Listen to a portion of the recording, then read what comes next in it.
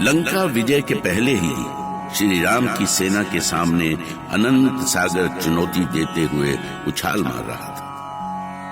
पर राम नाम के सहारे सागर तो क्या, भव सागर भी पार हो जाता है। सेतु निर्माण का कार्य इतनी गति से हुआ कि कुछ ही समय में पत्थर और चट्टानें कम पड़ने लगे। तब हनुमान सेतु निर्माण के लिए पर्वतराज गोवर्धन को ही लेकर सागर की ओर उड़ चले। उधर सागर पार लंकापति रावण ने श्री राम के विरुद्ध अपनी युद्ध नीति पर उधेड़बुन आरंभ कर दी। विभीषण ने कितना प्रयास किया कि वो सीता को लौटाकर श्री राम से क्षमा मांग ले, पर विनाश की इस घड़ी में रावण की बुद्धि उसका साथ ही नहीं देती थी।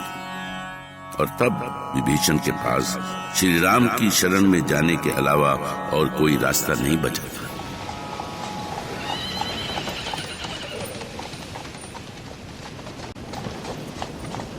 लगता है इसी पर्वत पर श्री राम की छावनी है। हाँ महाराज विभीषण, चारों दिशाओं में सैनिक ही सैनिक दिखाई दे रहे हैं।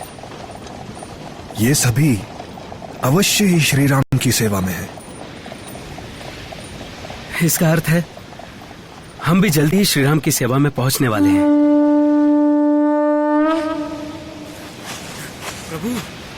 प्रभु, लंकेश का कोई दूत आ रहा है। वो इधर ही आ रहा है प्रभु।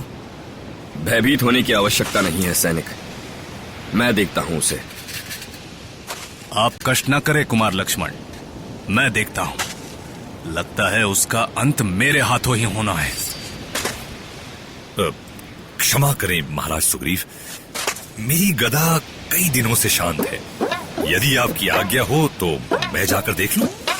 वो नराधन भी मारा जाएगा और इस गदा को भी शत्रु के दर्शन हो जाएंगे। नहीं हनुमान, हो सकता है वो किसी अन्य कार्य से आ रहा हो। सत्य को जाने बिना किसी प्रकार का बल प्रयोग उचित नहीं है। वानरराज सुग्रीव, आप जाइए, आप स्वयं उनसे मिलकर आइए। जो आज्ञा प्रभु। चलो उस ओर चलकर देखते हैं। लगता है उसी ओर श्री राम से भेंट होगी। हाँ, तो चलिए उसी ओर चलते हैं। ठहरो, जहां हो वहीं रुक जाओ। लगता है श्री राम का कोई सेनापति है। हाँ महाराज विभीषण, वो जो भी है इधर ही आ रहा है।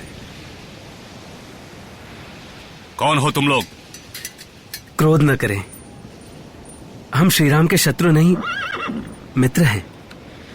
लंका से आने वाला श्री राम का मित्र नहीं हो सकता। ऐसा ना कहें, लंका में सभी अधर्मी नहीं है, वहां भी श्री राम के भक्त हैं। श्री राम के भक्त? सच सच बताओ, तुम लोग हो कौन? मैं लंकापति रावण का छोटा भाई विभीषण हूं। मैं अपने बड़े भाई रावण के कृत्य से दुखी होकर श्री राम की शरण में आया हूं। क्या? परंतु मैं कैसे विश्वास करूं कि आप सचमुच प्रभु की शरण में आए हैं? आप बस श्री राम से मेरी भेंट करा दे, वो सब कुछ समझ जाएंगे। ठीक है, मेरे साथ आइए।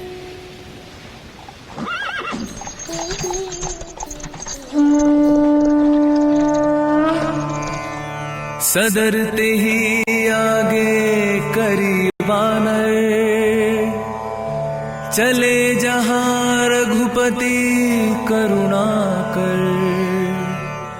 दूरी ही ते देखी दो भ्राता, नयनानंद दान के दाता।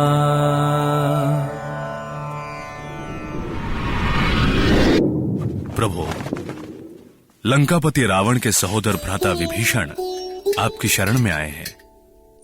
ये क्या कह रहे हैं वानरराज? अवश्य ही रावण हमारे साथ कोई छल कर रहा है। वो अपने भाई को यहाँ भेजकर हमारी सेना की शक्ति जानना चाहता है। मुझे उनकी बातों से ऐसा नहीं लगा कुमार लक्ष्मण। फिर भी आप दोनों भ्राता विचार कर लें। नीति के अनुसार हमें उनसे अवश्य मिलना चाहिए वानरराज सुग्रीव। नीति तो ये भी कहती है भैया कि शत्रु पर भूल कर भी विश्वास नहीं करना चाहिए। एक तो राक्षस वैसे ही क्रूर और कपटी होते हैं, दूसरे ये रावण का भाई है। हम इस पर विश्वास कैसे कर सकते हैं? शत्रु यदि शरण में आए तो उसे अवश्य अपनाना चाहिए लक्ष्मण। वानरराज सुग्रीव, हम उनसे अवश्य मिलना चाहेंगे। जो आज्ञा प्रभु। उन्हें अंदर भेजो। प्रभु श्री राम की जय हो। मैं विश्रवा पुत्र लंकेश रावण का अनुज विभीषण आपकी शरण में आया हूं। आप मेरा उद्धार करें नाथ। अवश्य विभीषण, आपकी विनम्र वाणी सुनकर मुझे विश्वास हो गया है कि आप अपने भ्राता रावण की नीतियों से दुखी हैं। आपने बिल्कुल ठीक समझा प्रभु। ब्रह्मा से वरदान पाकर लंकेश रावण स्वयं को सर्वशक्तिमान समझने लगे हैं। उन्हें भ्रम हो गया है कि वो अमर्त्य हैं। देव, दानव, नाग, किन्नर उन्हें कोई नहीं मार सकता। उनका पुत्र मेघनाद भी उनके समान ही अभिमानी हो गया है। वो इंद्र को परास्त कर इंद्रजीत बन बैठा है प्रभु। पूरी लंका ऐसे ही अभिमानियों से भरी पड़ी है। मेरी भावनाएं समझने वाला कोई नहीं है वहां। इसीलिए आप मुझे शरण दे प्रभु श्री राम। आपकी सेवा में मेरा जीवन धन्य हो जाएगा प्रभु। विभीषण का निवेदन सुनकर सब सोच में पड़ गए। राम जानते थे कि लक्ष्मण से कहो कि सूरज पश्चिम से निकल आया तो वो शायद मान ले, पर रावण के भाई के राम की शरण में आने की बात वो कभी नहीं मानेंगे। यही सोचकर श्री राम समझ नहीं पा रहे थे कि विभीषण को शरण दें या उसे वापस भेज दें।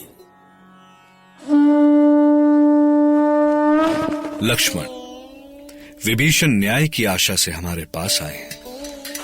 ऐसे में हमें इनकी भावनाओं की रक्षा करनी चाहिए। मेरे लिए ये मानना कठिन है भैया, पर यदि आपका यही निर्णय है तो मैं इसका स्वागत करता हूं। विश्रवा पुत्र विभीषण, मैं आज दशरथ नंदन राम 10 दिशाओं, इस विशाल समुद्र और समस्त ग्रह नक्षत्रों को साक्षी मानकर प्रतिज्ञा करता हूं कि मैं रावण का उसके पुत्रों, मंत्रियों और उसके समस्त योद्धाओं सहित वध करके तुम्हें लंका का राजा बनाऊंगा। तुम ही भविष्य के रक्षेंद्र होगे। ये मेरी अटल प्रतिज्ञा है।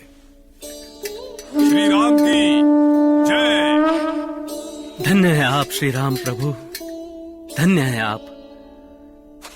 यदि आपने ऐसी प्रतिज्ञा ले ही ली है तो आज मैं परमपिता ब्रह्मा का वंशज, पुलत्स्य पौत्र, विश्रवा पुत्र विभीषण आपके चरणों की शपथ लेकर प्रतिज्ञा करता हूं कि लंकेश का अंत करने में मैं पूरे तन और मन से आपकी सहायता करूंगा।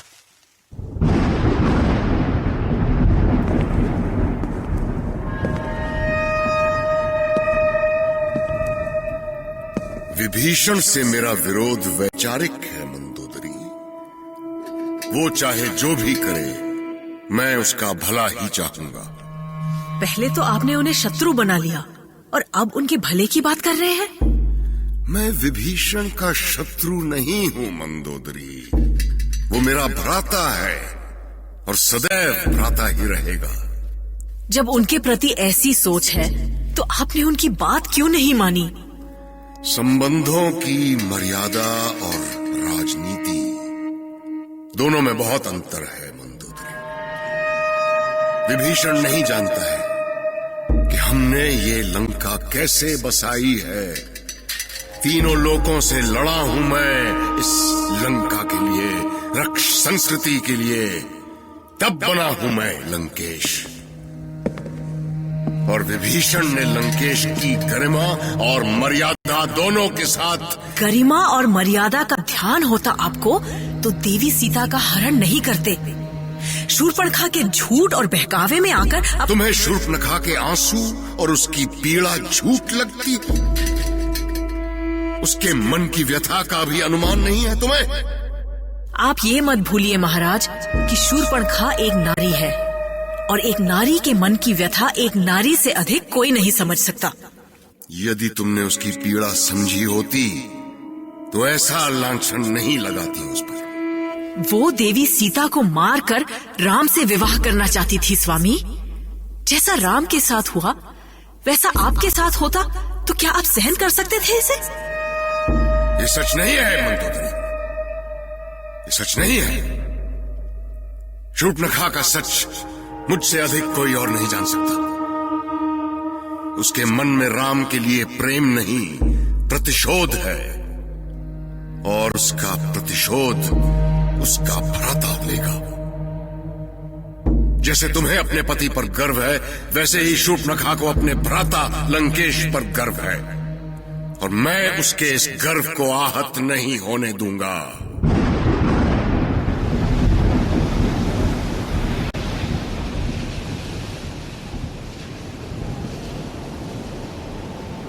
सभी श्री राम भक्त ध्यान दें, सेतु का निर्माण कार्य पूर्ण हो चुका है और श्री राम का आदेश है कि अब और चट्टानों और पत्थरों को इकट्ठा ना किया जाए। जय श्री राम। क्या हुआ महावीर हनुमान, आपने मुझे यहाँ क्यों रख दिया? क्षमा करें पर्वतराज गोवर्धन, जिस सेतु निर्माण के लिए मैं आपको ले जा रहा था वो तो पूरा हो चुका। किंतु आपने मुझे श्री राम के दर्शनों का वचन दिया था, क्या आप अपना वचन भूल गए? मैं अपना वचन कभी नहीं भूलता पर्वतराज गोवर्धन, पर मैं प्रभु श्री राम के आदेश का उल्लंघन भी तो नहीं कर सकता। ये कैसा धर्म संकट है महावीर, यदि मुझे श्री राम के दर्शन नहीं होंगे तो मेरा जीवन व्यर्थ हो जाएगा। मुझे श्री राम की सेवा से वंचित न करें महावीर, मैं हाथ जोड़कर आपसे प्रार्थना करता हूं।